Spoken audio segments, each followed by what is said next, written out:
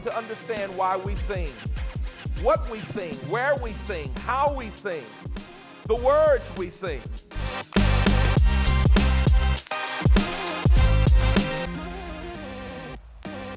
Welcome to another episode of Why We Sing. I, of course, am Candace Dixon, your host, and I have with me today professional athlete turned motivational coach, also known as a fitness evangelist.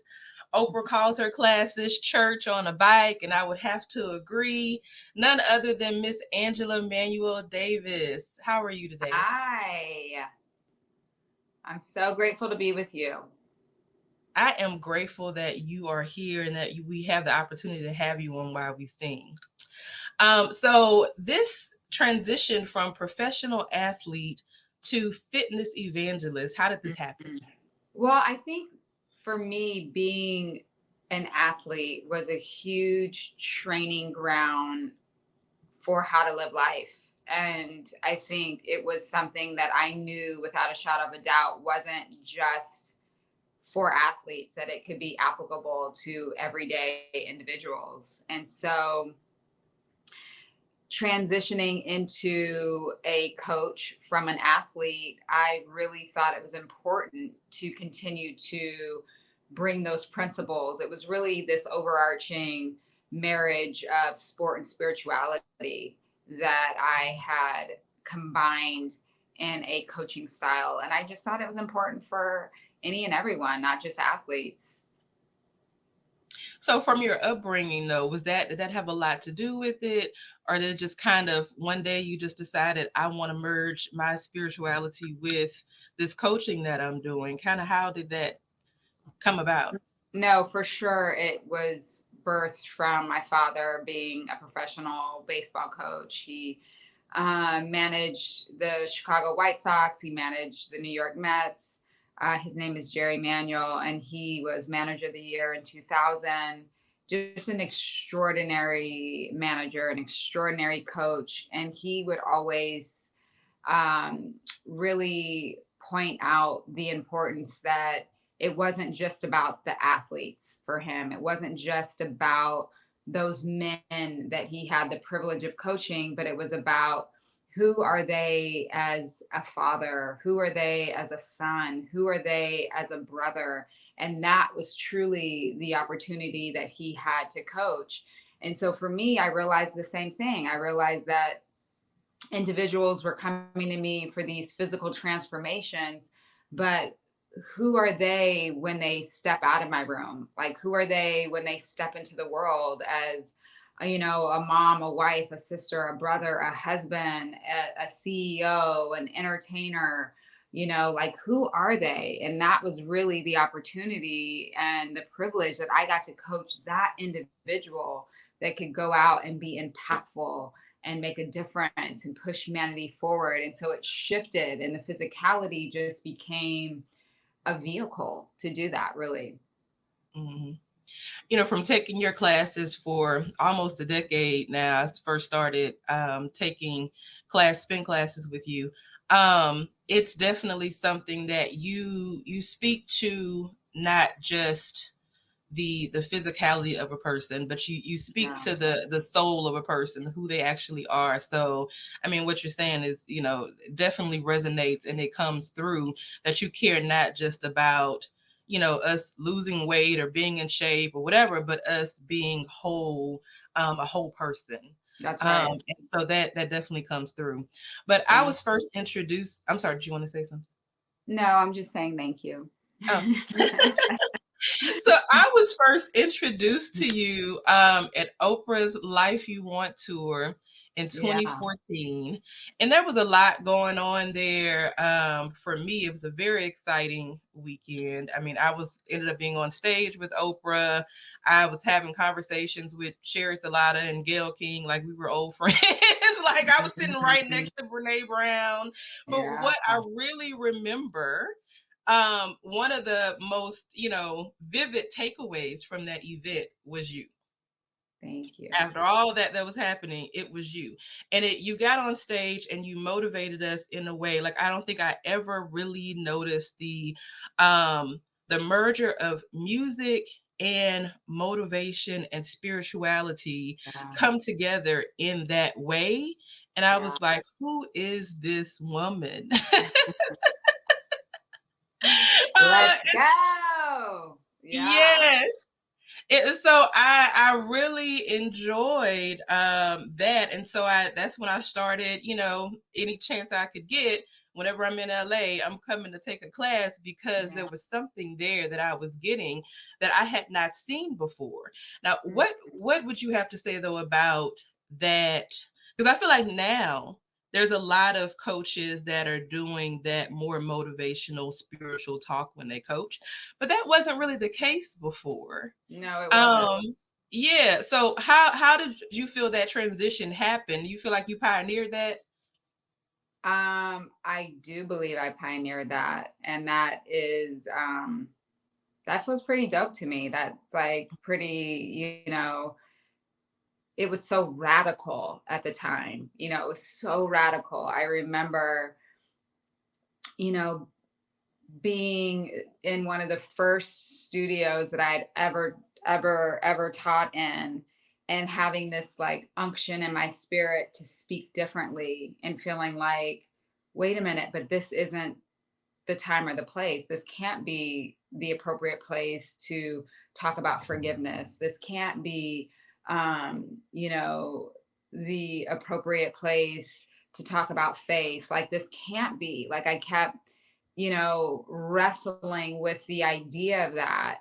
And it would get to the point where when I didn't speak to it, it felt like it almost haunted me for the rest of the day. And I was just so disappointed in myself until I finally just took the leap, and I just decided to be courageous and say the thing that was so heavy on my heart to say in that moment, in that workout setting that seemed so inappropriate.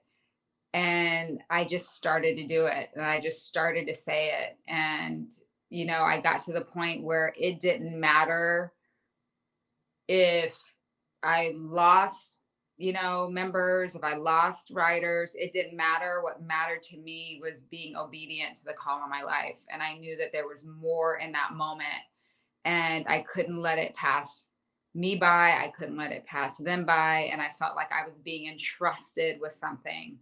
And so, I do believe I pioneered it. I do believe that I opened the door for a more meaningful experience. Yeah, I certainly agree with you on that. How do you think music plays a part in that? Because there's something special about you motivating us, and then the music also kind of being in the background. There's something really unique and special about that. What do you think that role is with music? Yeah, I believe, that partnership that I have in that room and in that space with music is, you know, it plays just as big of a role as everything else does. It's a huge player in what I do because it sets the tone. You know what I mean? Like, it sets the tone. It's like, why do we, worship before the sermon? Like, the music ushers in the spirit. It sets the tone. And it's the same thing in the room. If you partner with the music the right way, it becomes just that. It becomes a partner. It's now co-laboring with you to do this work. And so that's how I always looked at the music, as a partnership. And so I would choose very specifically and very intentionally what to play in that moment to help drive the workout, to help drive the message, to help set the tone of, ultimately what I was hoping to take place. So it was, it was a major player for me, a major player. I think having musicality, is an important part of being a successful coach, is having good musicality in the industry, in my industry. It's very important. And I can tell you put a lot of work behind the way you curate a playlist for a class. What is Mm-hmm. that process like for you? Because I can see from the beginning to the end, there's a Yeah. flow. There's an intentional flow. Yeah, it would be more of an arc. It would be like, um, kind of, you know, you want to take the rider literally on this journey, but you want to feel this arc in that journey, So for those of you who have never taken a class of mine before, we're on a stationary bike. So we're on a bike that, physically goes nowhere, but we've set a tone and an atmosphere where you can go where you need to go emotionally, spiritually, and mentally. And so in that arc, we start off a certain way. For me, I would always start off with setting an intention. What is the intention of this ride? Are you riding to something? Are you riding for something? Are you riding from something?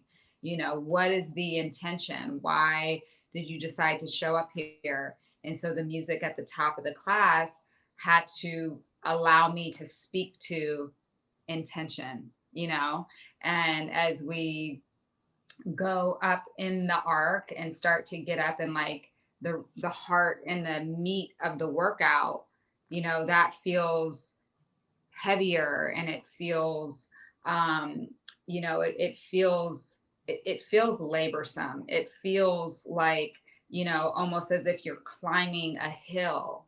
How do I get you to metaphorically climb a hill? How do I get you metaphorically to start to, battle the fear and battle the worry and battle the despair?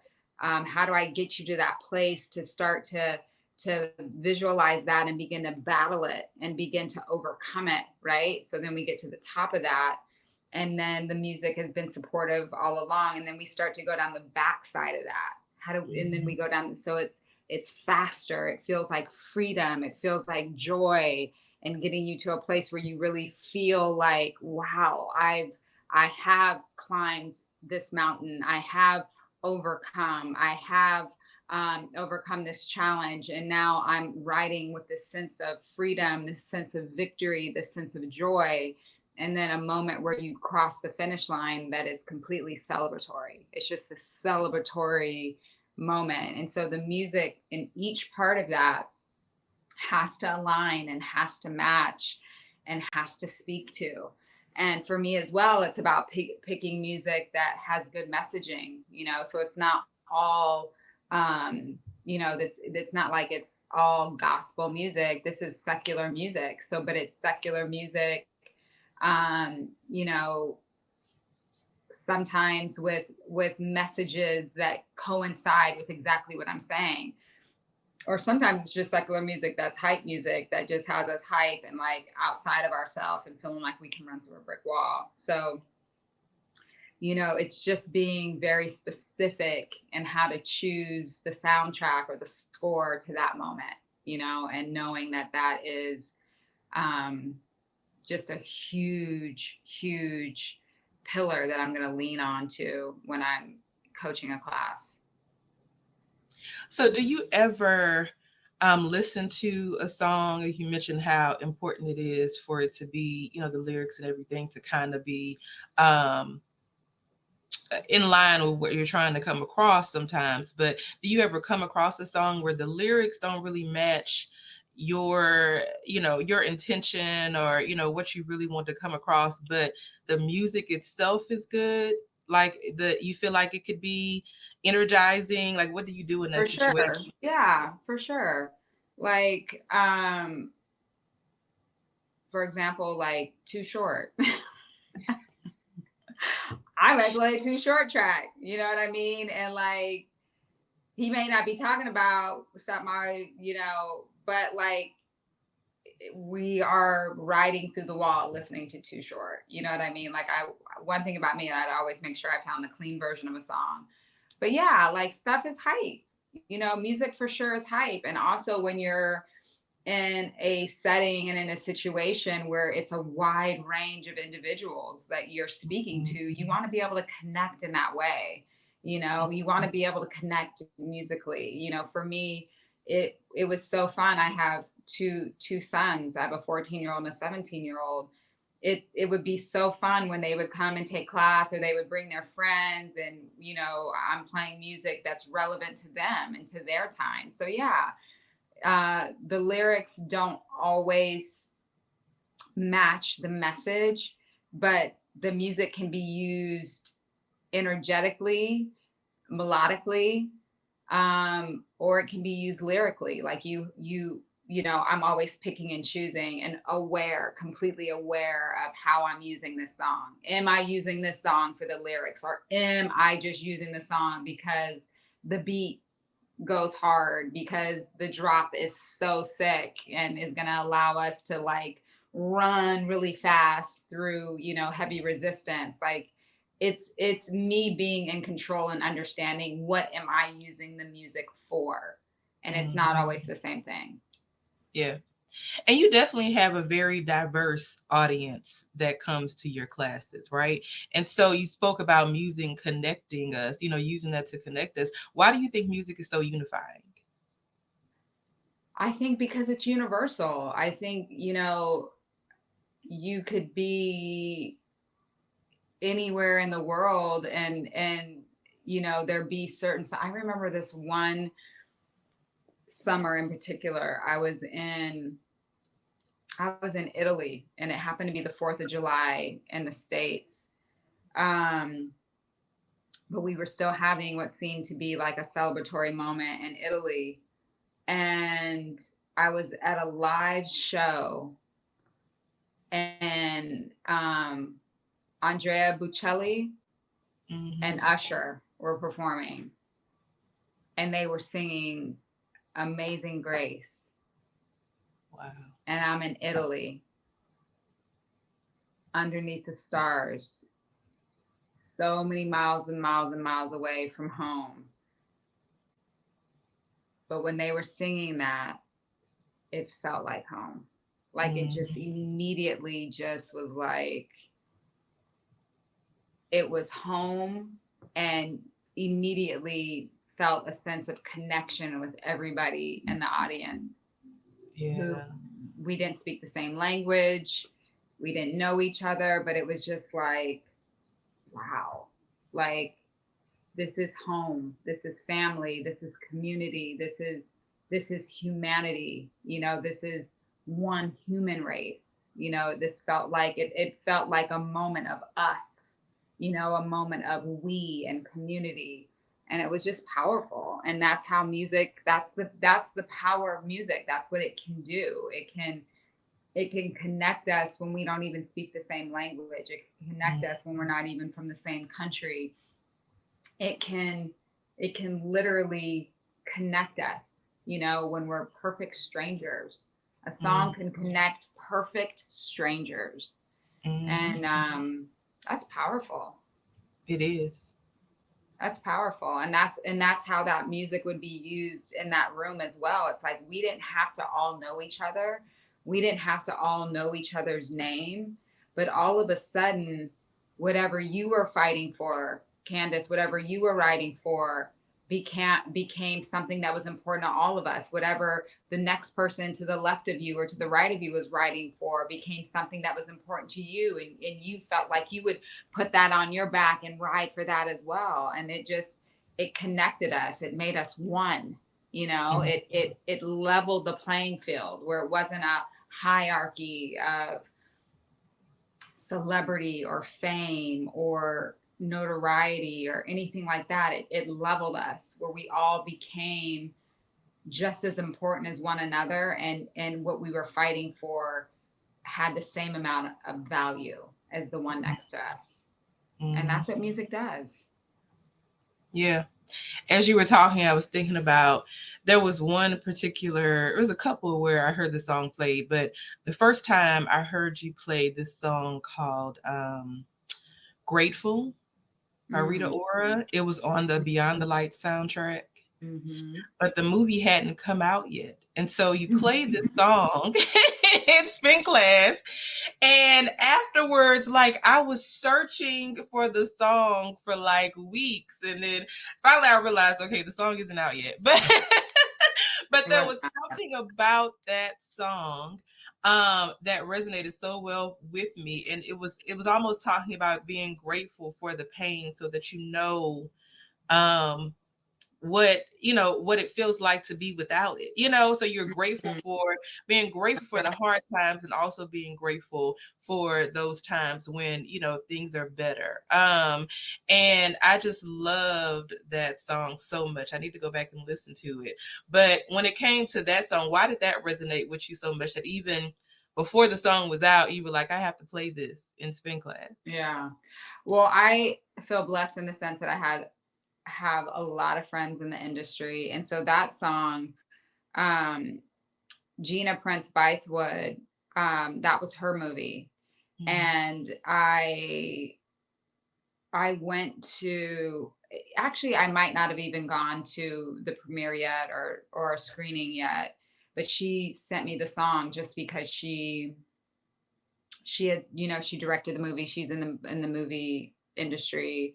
Um, she, her movie Love and Basketball, is iconic, and Mhm. like she's just this iconic movie director, and she had this song, and she had been writing with me for years.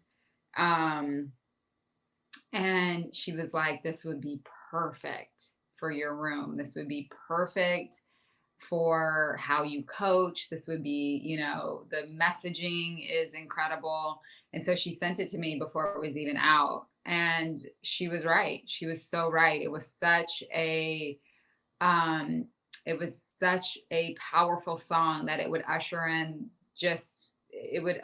something so tangible that you just literally, you know, felt like you can do anything. And I also believe that it set the tone for healing. I believe it set the tone for growth. And I think gratitude opens the door for so many things. So even if we just out the gate can come from a place of gratitude, even if out the gate we can come from a place of I get to, I get to do this. I get to be in this room. I get to ride this bike. I get to go through this challenge because I understand whatever the challenge is, and I'm talking about challenges outside of the room, I get to go through this challenge because I know it's changing me from the inside out. I know it's growing me. I know it's stretching me. I know it's taking me to another level. So I get to. So I'm grateful for the challenge. Like you said a lot to what Rita Ora was speaking to. Like I get to.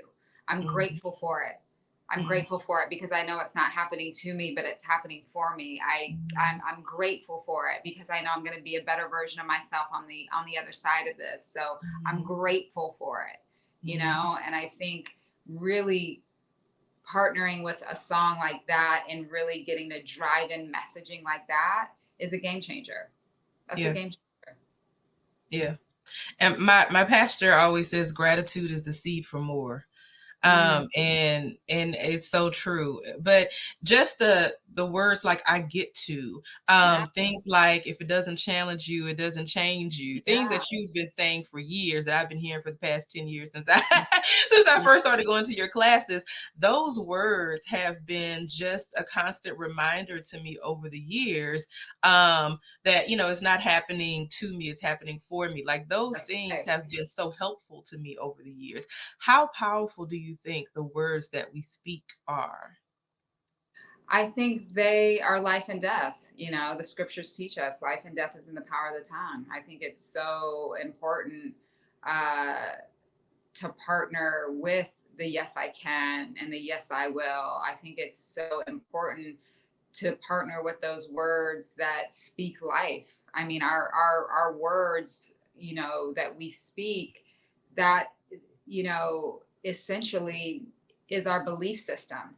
It's our belief system about ourselves, it's our belief system about a situation. And so it's being mindful of that. Even if you aren't quite there yet, but I'm going to speak it.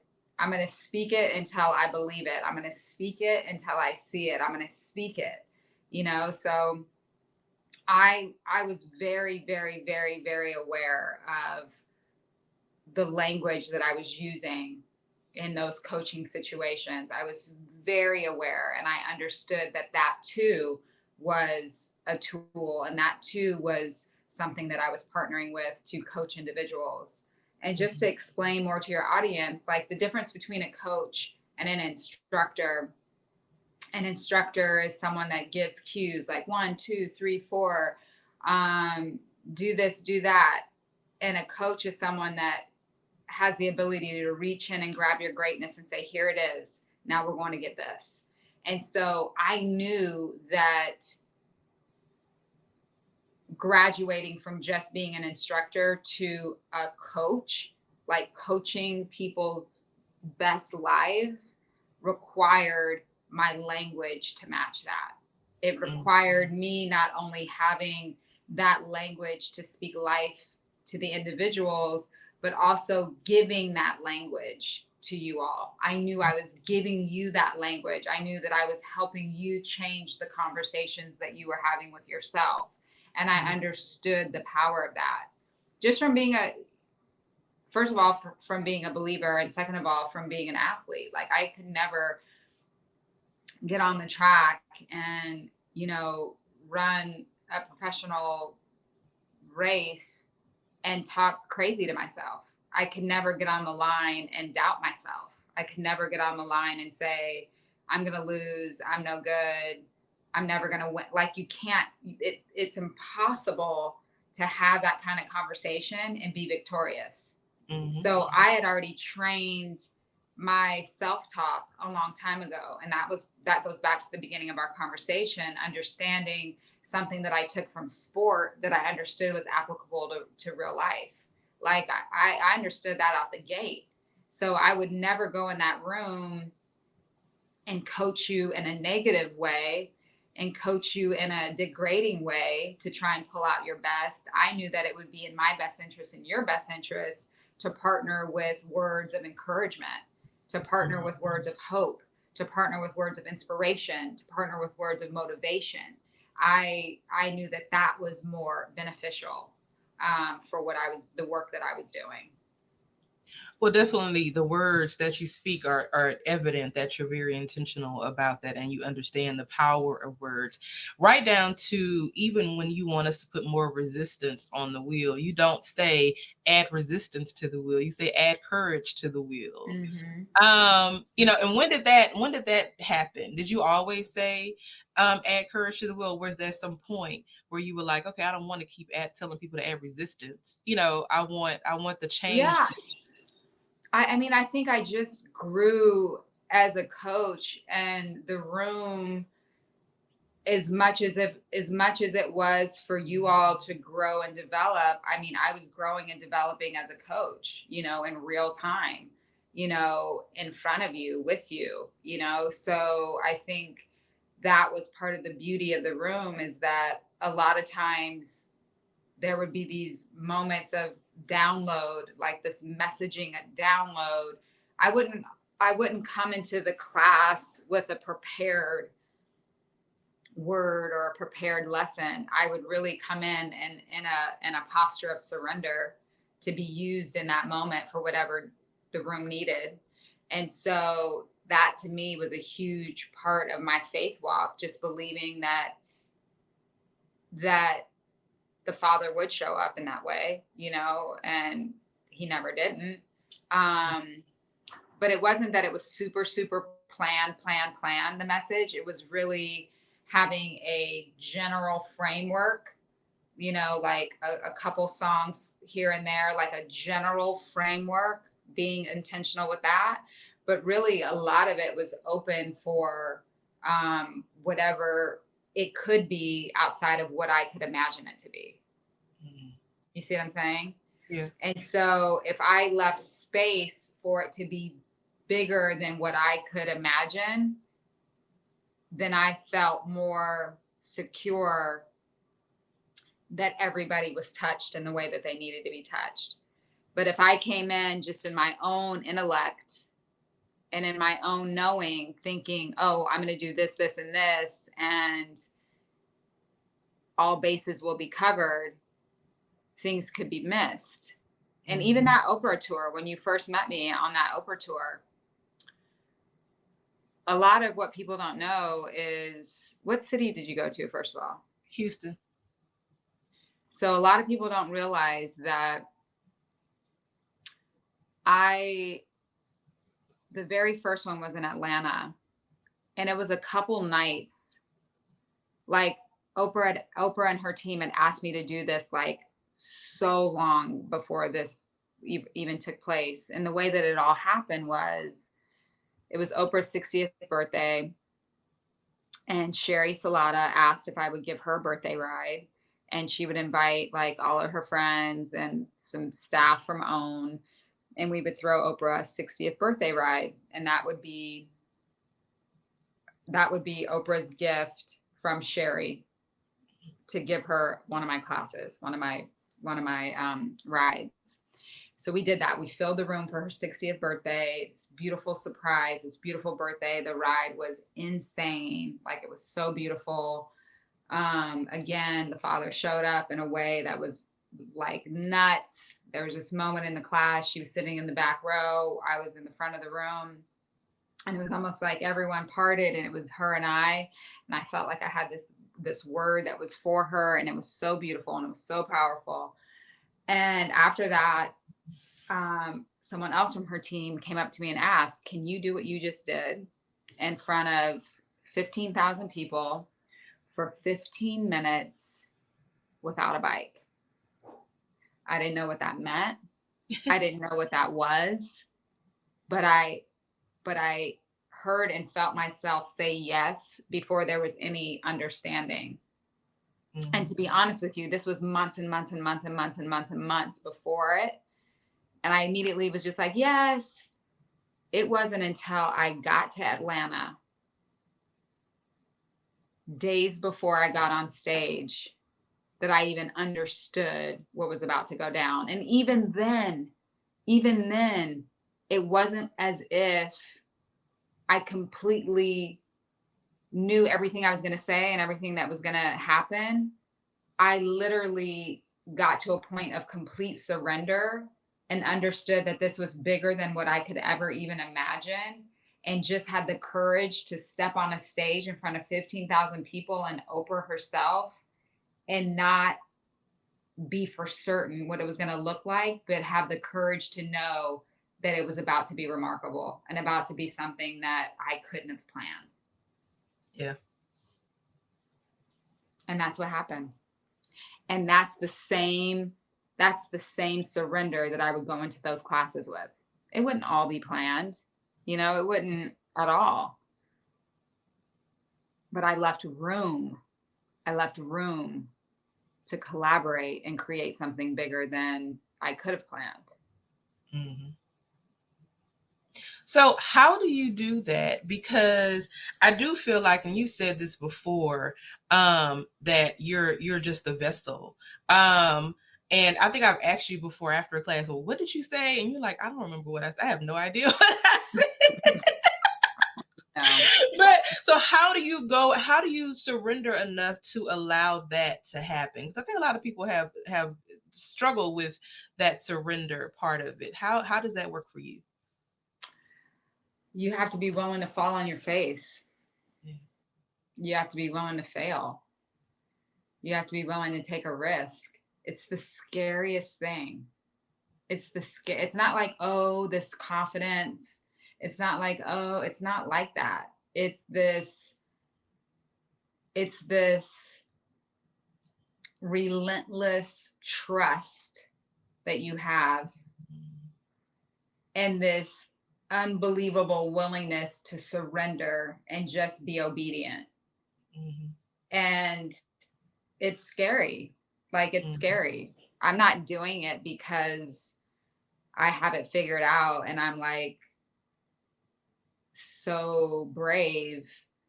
I'm doing it because I understand. I'm convinced. I'm willing to risk myself looking stupid and making a mistake and not looking perfect for you to get what you need. Mm-hmm. I'm just willing to risk that. Yeah. I'm willing to risk falling flat on my face for you to happen to get something that'll change your life. Mm-hmm. I'm just willing to risk that. And I don't know how I got there. I don't know how I got there, but that's what had to happen. Yeah. That's what had to happen. Yeah. I understand that so much, just the risk and the scariness of it. Yeah, I get it completely. Yeah. But so what are you listening to right now? Well, such a juxtaposition. I went to the Renaissance tour. Okay. So was listening I was listening to that. I went twice. I went to see her twice. And I'm listening to Maverick City. Mm-hmm. I went to see them as well. And Yeah. it's usually I go back and forth. But Maverick City, I was going through some really tough times, and Maverick City was my go-to. Mm-hmm. I really love Maverick City. That's what I'm listening to. Yeah, I love them too. Beyonce, Maverick City. So I know that you've spoken publicly about just different trials that you have, bouts with depression and things of that nature. Has music played a part in that? What do you do when you do get down? Is that like your go-to, or are there other All things that day, you do? all Okay. day, all day. It's music. Anytime I'm in a really dark place, I just play worship. Mm-hmm. I just play worship and I let it do its thing. I let it set the tone. I let it change the atmosphere. And then I like to move to it. I Mm-hmm. just like to kind of move, and I love that type of spiritual warfare. And that's really what the bike was too. Was just like I understood the bike, and I understood that vehicle as spiritual warfare. Like I understood that. Like I would literally like see y'all like step up and over. I would literally see, sometimes I would go in there and like see like chains being broken. Like I would see it. I would like Mm-hmm. visual, like I would see it. I was like, wow, like this is warfare. Yeah. And then me not being on the bike and roaming around the room, like there were times for me when I'm dancing in certain ways that I'm moving that I'm like literally warring for y'all. And Mm-hmm. so for me, worship music and movement are such a beautiful marriage, beautiful partnership. So for me, when I'm going through it, it's the worship music, and then it's just like moving and like breaking through certain things, getting certain things off me, like just, moving through, like battling, really just like battling to get out of the depression or the dark space, to really battle for certain things, battle for the joy, battle for the hope, battle for the peace, and I use my body for that. That for me, it's always been like the physicality from when I was younger, just dancing, to when I was running track professionally, understanding that was, another way for me to use my body. Coaching, on the bike, that was another physicality. So that physicality and music piece has always been in different, it's looked different over my life, but it's always been a combination that has been important. Yeah.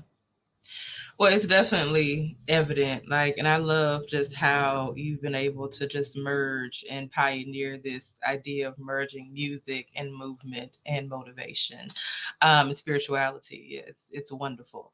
But I want to know what is next for Angela Manuel Davis. I feel like I don't know if I heard this somewhere or if I dreamed it, but I kind of dreamed that you were gonna do like an album or something with like cool beats and motivational. Yeah. Um, yeah.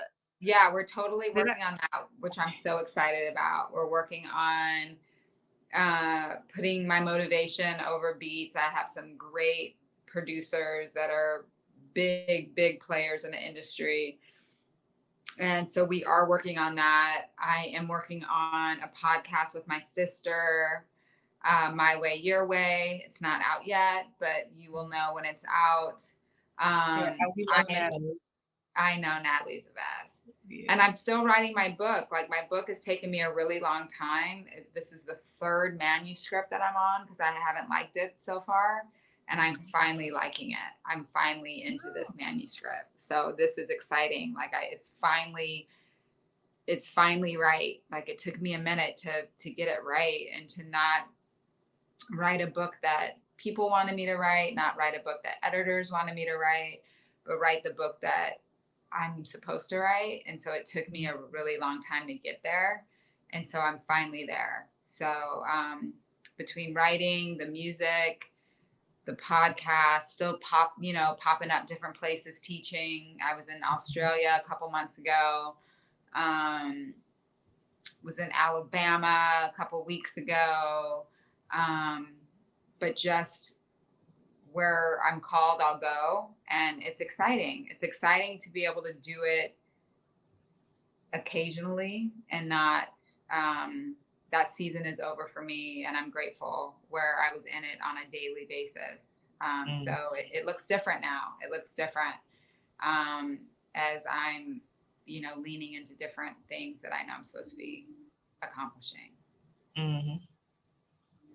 Well, awesome. As you always say, if it doesn't challenge you, it doesn't change you. So I am excited to see what all you have coming out, and I will certainly support because I love you, and I have certainly just been so motivated by you over the past decade. So thank you. thank you And I so love much. you too. And I'm proud of you. And I'm so honored that you asked me to be a part of this. I would always say yes to you. Oh, thank you. Love you. I love you.